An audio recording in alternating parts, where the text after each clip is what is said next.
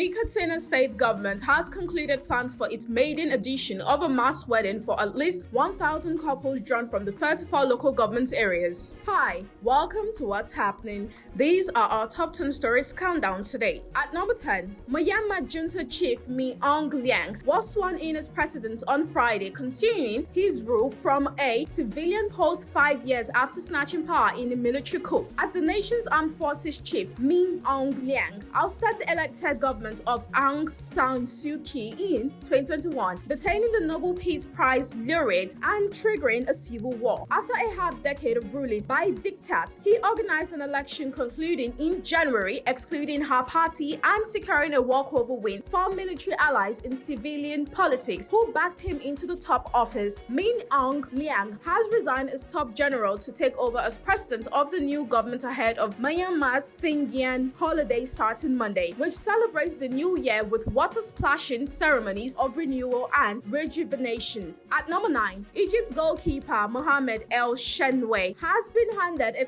4-match ban and fine following an incident involving a referee after Al Ahly's 1-1 draw with Karamika Cleopatra in the Egyptian Pro League. The disciplinary action came from El-Shenawy, who was on the bench for the match, reacted angrily to a late decision in which Al Ahly were not awarded a penalty for a suspected handball in stoppage time. The situation escalated after the final whistle, leading to an altercation with a match official. At number 8, the federal government has inaugurated an interagency technical committee to review a proposed $200 billion integrated gas, power, and high-speed rail project. It signals a cautious approach to one of the most ambitious infrastructure proposals in Nigeria's history. Secretary to the government of the Federation, George Akume, while inaugurating the panel in Abuja, charged members to undertake a thorough, objective, and professional assessment of the proposal to guide government's decision-making in the national interest. At number 7, the federal government has reassured Nigerians and the international community that the country remains safe for residents and visitors, even as the United States ordered the evacuation of non-emergency staff and their families from its embassy in Abuja. While the U.S. cited security concerns across 23 states, the federal government on Thursday insisted that Nigeria continues to maintain a stable security environment and urged citizens to remain calm. Earlier on Wednesday, the U.S. Department of State authorized the departure of non-emergency government employees and their families members from the U.S. Embassy in Abuja, citing a deteriorating security situation across Nigeria. The embassy also closed for visa appointments in Abuja, asking applicants to check their email for details on rescheduled appointments. At number 6, the Oni of Ife, Oba Adeyeye Ogunwusi, and no fewer than 45 other prominent traditional rulers are to grace and play roles in the Yoruba Historical and Cultural Festival, Ita Ajero, to be held in Ekiti State. The Director General, Ekiti State Bureau of Tourism Development, Wale Ojolanre, said the Ita Ajero Festival is about culture,